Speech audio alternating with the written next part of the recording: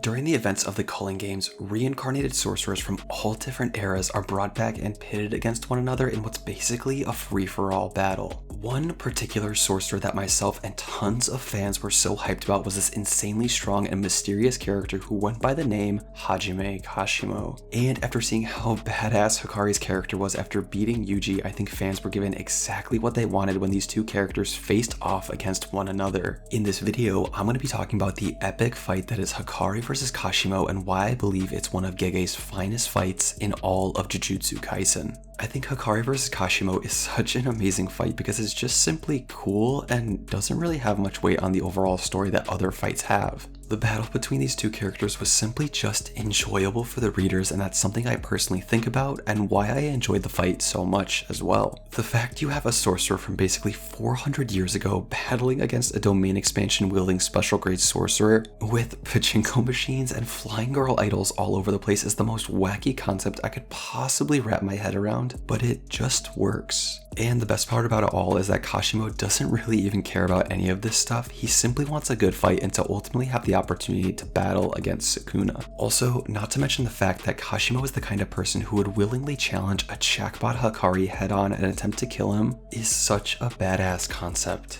But with a couple of those highlights out of the way, let's get into the details of this insane fight. In Tokyo Colony number 2, we see Panda roaming around a random shipping area when out of nowhere he encounters Kashimo. And man, this was one of the biggest beatdowns I have ever seen in all of Jujutsu Kaisen. Panda gets completely obliterated by Kashimo. He wasn't even close to being in the same league as him. But right before he lands the killing blow, our boy Hakari comes out of nowhere and lands on some shipping containers, joking if Panda has lost some weight. Kashimo, noticing this presence behind him, tells Hakari not to get him too excited, to which Hakari runs up on the ancient sorcerer and punches him so hard he flies through a bunch of shipping crates. Following him, the restless gambler tries to land a kick on Kashimo, but he leans back and dodges it. It's then when Hakari asks Kashimo if he feels a tingle as lightning is shown pulsing around the hand that he punched with. If you guys remember, Kashimo's natural cursed energy output is similar in nature to lightning itself. This inherent trait gives him the ability to bypass any natural defense that a sorcerer would get by reinforcing their body with cursed energy. But this isn't the case for the absolute mad lad, Hakari. Kashimo then notes that his cursed energy has absolutely no effect on him, and something about this fight will be different from all the ones he's had before. That's when he asks what his name is. Not to mention he notices the strange background music, commenting on how it's all so fascinating. He then introduces himself as Hajime Kashimo, someone whose name is instantly familiar to Hakari. He mentions how this is the player with 100 points, indicating that he's insanely strong and has been killing tons of sorcerers since the start of the games. Hakari asks to use Kashimo's points if he wins the battle, to which he agrees, saying that he can do as he wishes. He just wants to know everything he can about Sukuna, the person he's most excited to fight. That's when Hakari's cursed energy bonus comes on and he enters his first jackpot state, but Kashimo just hilariously stands there with a confused look on his face. Then we get a badass fistfight sequence between the two where initially Hakari just lets Kashimo beat him down,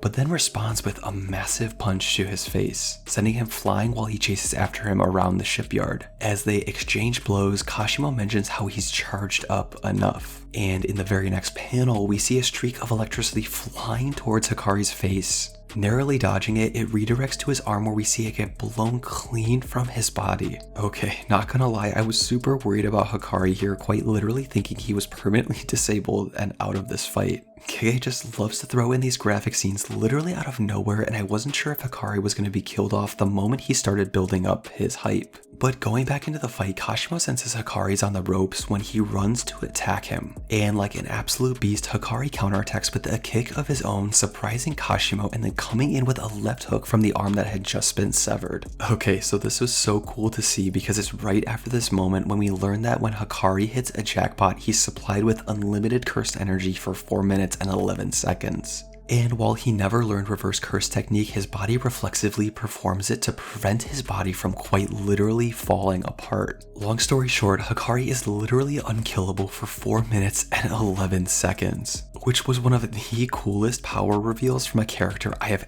ever seen in my many years of reading manga. And as his cursed energy starts to diminish, we see Hakari immediately open up another domain expansion as the narrator states that after a jackpot ends, Hakari's cursed energy replenishes. So basically, as long as he keeps hitting a jackpot, he could spam his domain expansion infinitely. Alright, so this is absolutely wild and has to be one of the most broken abilities ever introduced in JJK. We then get insight from the narrator that Hakari's domain is even faster than Mahito's in Shibuya, and as part of his domain, Kashimo has complete awareness of how it works on the things that affect its probability. And just to preface this, Hakari's domain has to be one of the most complicated things introduced in the series, so I won't explain it fully here, but let me know if you'd like to see a video completely breaking it down in the comments below.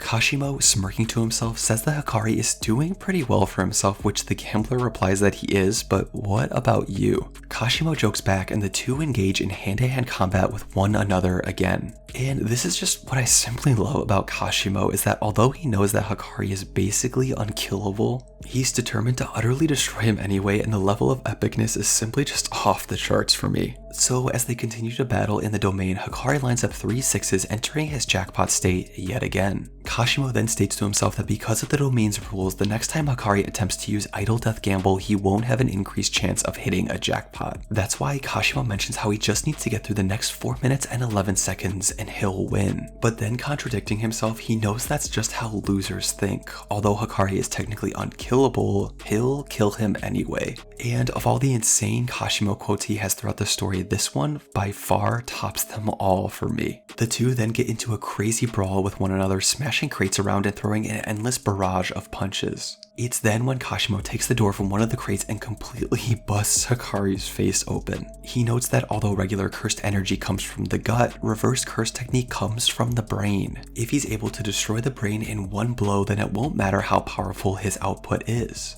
And then we see Kashimo send a bolt of lightning directly at Hakari's face. But hilariously, he's able to absorb the lightning through his nose and eject it out of his body. And the explanation we get on how he's able to do this is that he's healing his brain while dissipating the cursed energy at the same time. So then Hakari just begins to absolutely beat down Kashimo, since he knows that it takes time for his lightning attacks to build up enough charge. But then we learn that apart from Kashimo himself, his staff has the ability to gather and store electricity, which he can redirect as he sees fit. A path is then drawn from the staff through Hakari's side and a huge chunk of his body is completely taken out. But on his literal deathbed, Hakari summons his domain, which Kashimo thinks is kinda sad. He knows that he has decreased probability and the odds of him hitting a jackpot are only 1 in 239. Kashimo thinks that all he has left to do is just collapse and die. But with luck on his side, Hakari hits a jackpot which absolutely floors Kashimo. The narrator himself states that Kinji Hakari is someone blessed with extraordinary luck.